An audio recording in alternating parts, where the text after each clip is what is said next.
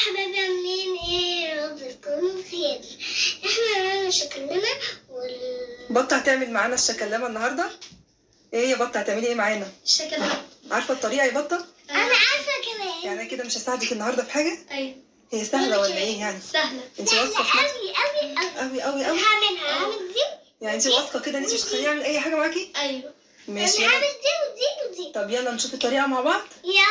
يلا بينا. معانا هنا مقادير الشكلمة: ربع كيلو جوز هند ناعم، معانا هنا نص كوباية سكر، 3 معالق كبار سمنة، 3 معالق كبار دقيق، و3 بيضات، والفانيليا، بطة العسل الجلوكوز. ومعانا هنا عسل جلوكوز هنحتاج منه معلقة واحدة. معانا هنا بولة كبيرة هنحط فيها 3 معالق كبار سمنة من بتوع الأكل، المعالق دي. انت ما تحطيش دي، انا هبقى اقولك نسيتي تحطي دي، وكمان اقولك هنحط ال3 بيضات،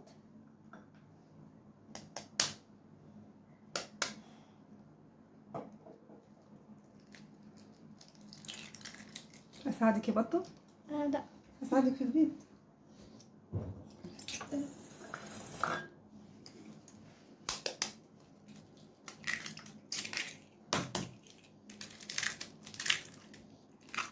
حطي السكر يلا. ثانية واحدة. نص كوباية سكر،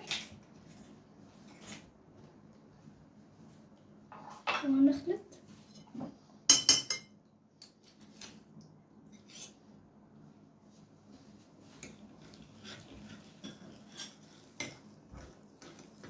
هندوب فيه لحد ما السكر يدوب.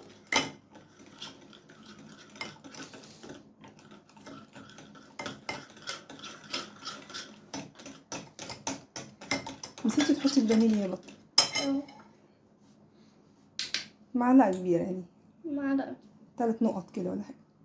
كمان نقطتين، كمان واحدة يا بطة عشان البيض.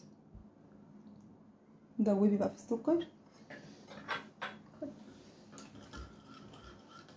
انتي يا هدى هتحطي ايه يا هدى؟ انا هحط الدقيق ولا هتحطي العسل الجلوكوز؟ انا هحط العسل الجلوكوز وده. ماشي.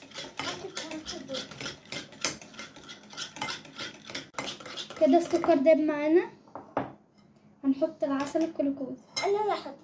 ماشي. هحط انت جيبي لي المعلقه واديها. طب ما انتي حطي الدقيق انتي. لا الدقيق لا سهل لا بس مش دلوقتي، بعد لا العسل. لا انا هحط ده.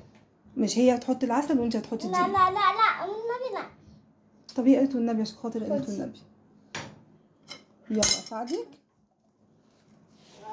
ايدي خلاص كده. خلاص حطينا. احط دي. لا لسه لما ادوب العسل الجلوكوز معانا. هو انا يا ماما احط ايه الاول بعد ما يدوب؟ يعني هي هتدوب العسل الجلوكوز وبعد كده في الاخر الدقيق، وجوز الهند في الاخر خالص. مش انا هبقى. شفتي الشكلمه بقى سهله ازاي؟ سهلة وبسيطة. دوبي خالص يا بطه، لسه العسل ما دبش. ماما هبقى احط ده برضه. كده كل المكونات السائلة دابت. هتحطي ايه كده تاني؟ الدقيق. خدي حطيه اهو. هدى اللي هتحطي الدقيق. ده كله عشان مش فاهم. شاطر. الدقيق اختفى خالص، هنحط كده جوز الهند. احط الحبة ولا كله. الشكلمة زي عجينة البسبوسة، مش بتتقلب كتير. بعد ما خلصنا التقليب نقلب تاني عشان لما عجينة الشكلمة خلصت هندهن الصينية بقى بالسمنة. هنشكل بقى الشكلمة بقمع بلح الشام. انت لو حابه تعمليها كور يا بطه اعمليها. لا خليها الشكل كده اللي أحسن. يعجبك يعني. هي العجينه ما شاء الله جميله قوي، يعني ممكن تتعمل كوره كده في ثواني. فانت شوفي انت حابه تعملي ايه. ماشي. نفسي. خدي يا قلبي امسكي. هو انا هاكلها ولا لا بعد ما تستوي، لسه هتستوي هتدخل الفرن. لا ما هي ودي طعمها البطه حلو تسلم أوي. ايدك. انت دقتيها؟ طعمها عسل. انت اللي عسل.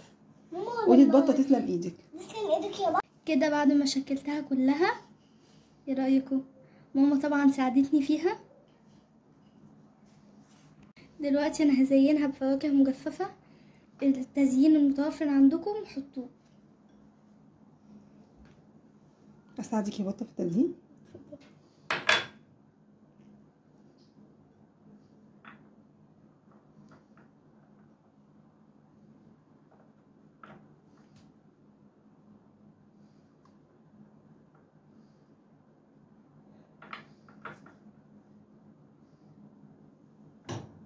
كده بعد ما زينتها هدخلها الفرن 15 دقيقة وارجع لكم تاني. بعد ما الشكلامة خرجت من الفرن هسقيها بشربات خفيف. الشربات عبارة عن نص كوباية سكر وكوباية مية، هترفعيهم على النار لحد ما يغلي. هنسقي الشكلامة بيها.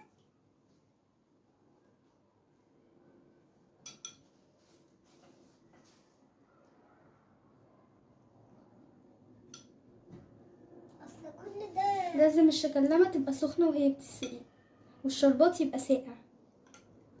كل الحاجات دي تبقى ساقعة. كده بعد ما سقيتها بالشربات، ايه رأيكم؟ هنرصها بقى في الطبق.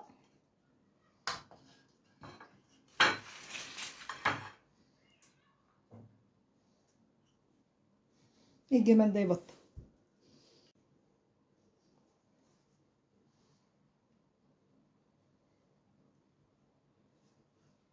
رأيكم بقى في كمية الشكلامة؟ جميله يا بطه وريحتها تحفه. لو التسويه حلوه. جميله يا بطه تسلم ايدك. تسلم.